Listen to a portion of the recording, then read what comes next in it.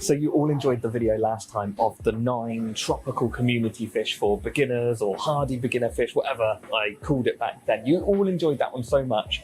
The most asked for fish or top 5 or whatever was dwarf cichlids, which surprised me, to be honest. So I'm back in my old shop, Maidenhead Taunton, and we are going to do 5 dwarf cichlids to go in your community tank. And we've got to start somewhere over there. Or should we do 6? No, I've just thought something. We'll do 6.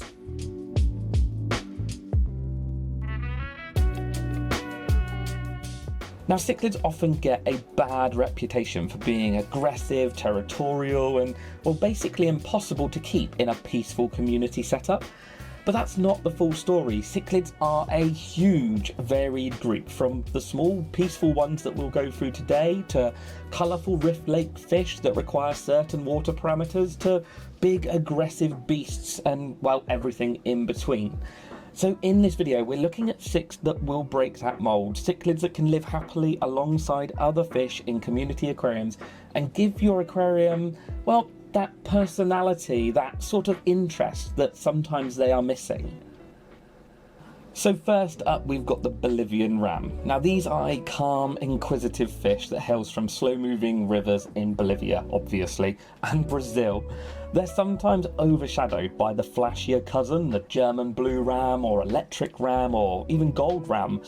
But what they lack in colour, they make up for in hardiness and personality. Now, adults of this species can reach up to 8-ish centimetres, so what's that, 3 inches, and are comfortable in a pH range of like 6 to 7.5. Temperature-wise, you're going to want to aim for about 22 to 26 degrees Celsius, and this slightly cooler tolerance makes them an easier to keep tropical cichlid over some of the other ones that are available. Now, their behaviour is fairly chilled and gentle, and you'll often see them taking mouthfuls of sand, filtering it through their gills to find bits of food and stuff that's been missed by other fish. Now, this means a fine sandy substrate isn't just for show and for looks, it's actually part of their natural foraging behaviour, and you will get a much more natural look out of your aquarium if you provide them that. Now, talking of food, diet-wise, they are omnivores. They are really, really simple to feed. Offer them high-quality pellet foods and micro pellets, things like frozen bloodworms, brine shrimps, mysis shrimps, anything like that to keep them in top condition. Again, most fish, if you provide them a decent quality, varied diet, they will thrive in your aquarium.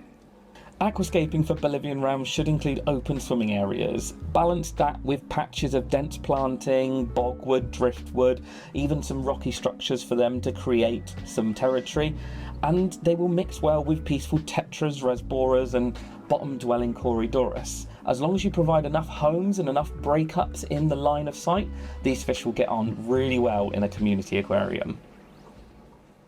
Now, next up we have the Cockatoo Apisto, or Apistogramma cacatuoides, or Apistogramma cockatoo, whatever you want to call them. Now, these are a dwarf cichlid famous for the male's large flamboyant dorsal fin.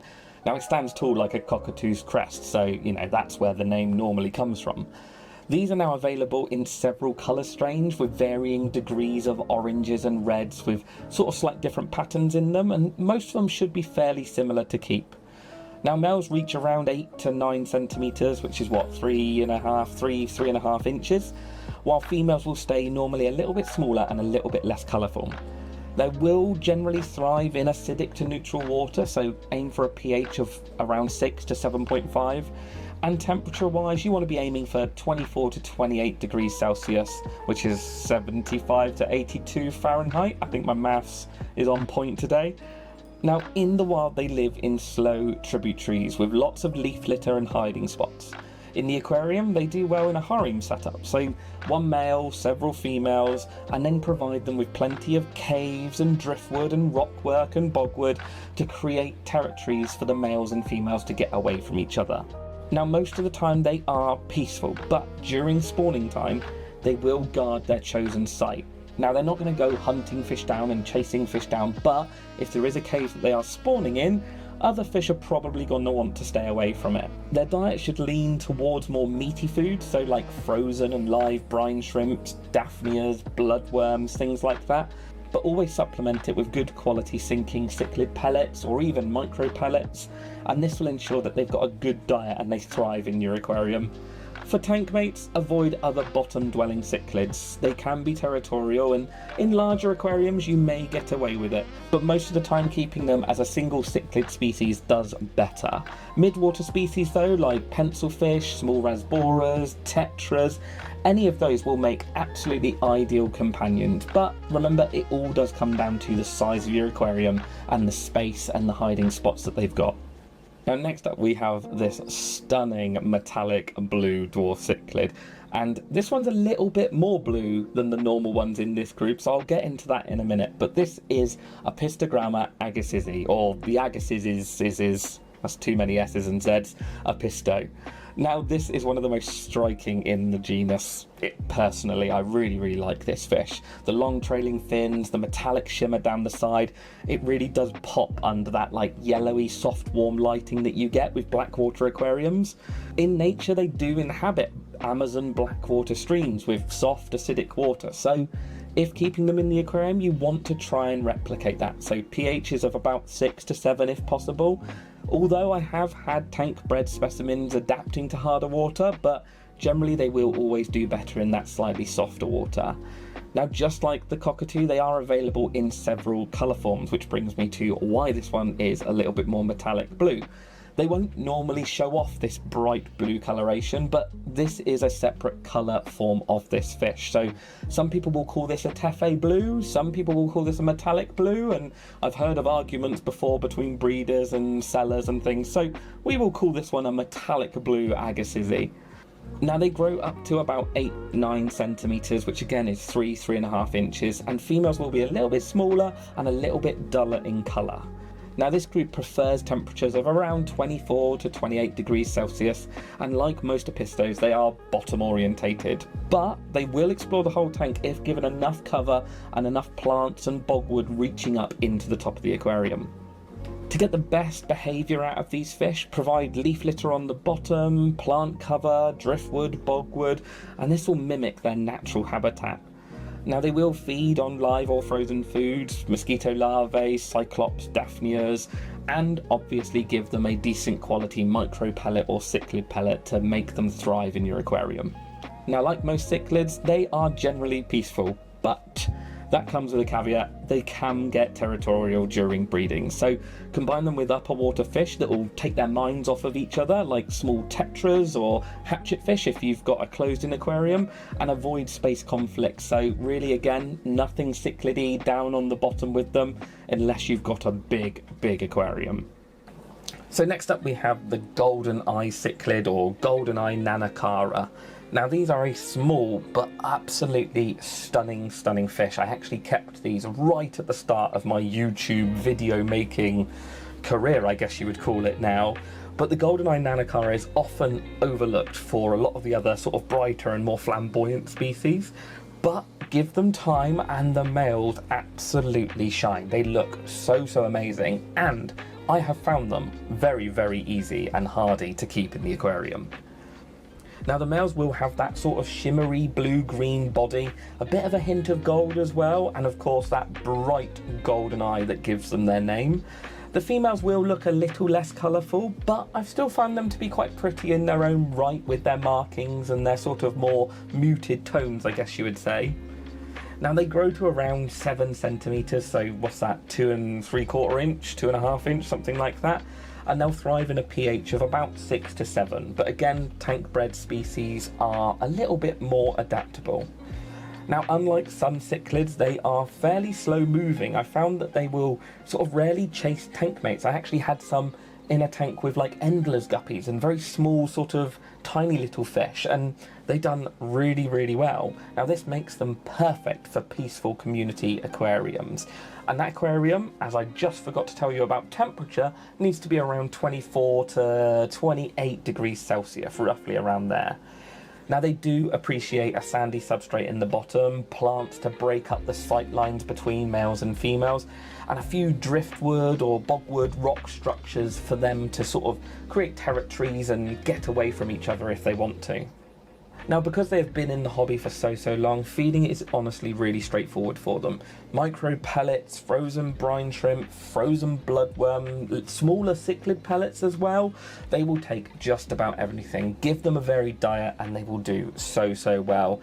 And tank mates, again, because they're so peaceful and chilled, tetras, rasboras, smaller rainbow fish, any of those sort of classic aquarium community fish should get on absolutely fine with these guys. Now next up we have another favourite of mine. Now this is Apistogramma macmasteri. Now they can be known as the red shoulder apisto in some places, but common names can vary as always with these fish. Now this species does bring a really good splash of colour with that sort of red shoulder, red neckline. They look really good. And they'll also get that sort of, I like to call it fingerprinting around the face because it's really beautiful markings. Now I've found them to be very hardy, very adaptable and honestly full of personality. These ones I often find will like come at the glass and approach the glass when you're feeding them to sort of see what you're doing. So they are very, I don't know, personable fish, I guess. But honestly, that being said, most of the cichlids are a little bit different to your shoaling species, so you will get that sort of more characteristic and characterful fish coming out. Now these ones grow to around 7 to 8 centimetres, again 2.5 to 3/4 inches, and again females will not display as much colour as the males, so it should help you picking out males and females when you're in the fish shop. Now they do well in a pH of 6 to 7, maybe 7.5 if you're pushing it, and with temperatures up to about 23-27 degrees Celsius. Again, like all the other fish, they enjoy a varied diet. Frozen brine shrimps, bloodworms, quality micro pellets, quality cichlid pellets should all be accepted because these guys and girls have been bred in the hobby for a fair few years. Now when aquascaping for macmasteri, really again include lots of planted areas to make sure that they don't see each other all the time and it gives other fish hiding places. Small caves, driftwoods, bogwoods all in the bottom to give them those territories that hopefully they may spawn in at some point. Avoid housing multiple males of this species in smaller aquariums, but that probably goes for most of the cichlids. You know, the smaller aquarium you've got, the less territory they've got, and when you think of them in a wild scenario, those males would swim off and find a new territory. So making sure you've got the right mix and the right size of the aquarium is really key when keeping cichlids. But that being said, they're an excellent, peaceful community fish. I've had these guys getting on with Corydoras and Tetras and Ottocinclus and all of those sort of Amazonian species. And to be fair, Rasboras, again, dwarf rainbow fish, all of them should get on absolutely fine with the macmasterized dwarf cichlid. So that is all the dwarf cichlids that they've got here that I wanted to show you. The next one I want to show you is actually at home in a quarantine tank. And those little fish are in this quarantine tank here. So in here we have the Keyhole cichlid. Now if you are after a truly gentle cichlid, the Keyhole is probably one of your best bets in my opinion. They are a bit larger than the others on this list, reaching around 10 centimetres, which is 4 inches, but they are calm, shy and very tolerant of other species. As you can see in this tank, we have them in quarantine at the moment, ready for a new tank, in with a load of smaller tetras, and they don't bother them. I actually had my bristlenoses breed in here recently, and they kicked out all of their babies. They were tiny. Keyhole still didn't bat an eyelid at them. They just literally left them alone. Now they don't show off amazing colours like some of the other ones on this video. They're a bit tan and a bit brown and a bit orange, but as they grow up and as they age, that colour actually sort of intensifies and looks really good against the sort of greens and greys of plants and hardscape in your aquarium. Now, being bred in the hobby for a long time, they are happy in most pHs. I've seen them kept in a wide range, but ideally aim for a pH of like 6 to 7 and then temperatures between 23 and 27 degrees Celsius, and they'll get along really well. I have found that they prefer a slightly quiet tank, you know, floating plants to diffuse the light and plenty of hiding spots in the forms of caves and bogwood and driftwood and things like that, with a load of dense planting, because it just means that they can hide away and sort of get away from each other and get away from, well, maybe you if you're staring in the tank too much, to be honest. Now their diet is omnivorous, small cichlid pellets, frozen krill, frozen bloodworm. If you wanted to give them a treat when they are bigger, you could even go for something like chopped earthworms as they get bigger. I have actually had these guys in here eating blanched vegetables like courgette and, well, it wasn't blanched, but some cucumber that I put in for the bristlenoses, and they were picking away at that as well. So the more varied a diet you can give them, the better.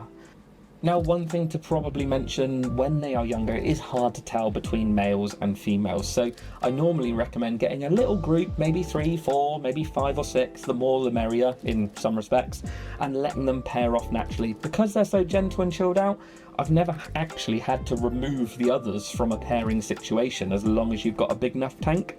But pair them with gentle species like I've done in here, small tetras, rasboras, maybe even some peaceful barbs if you want to, and they will thrive and bring a bit of, like, I don't know, bulk to the aquarium, a big 10 centimetre peaceful fish for your community aquarium.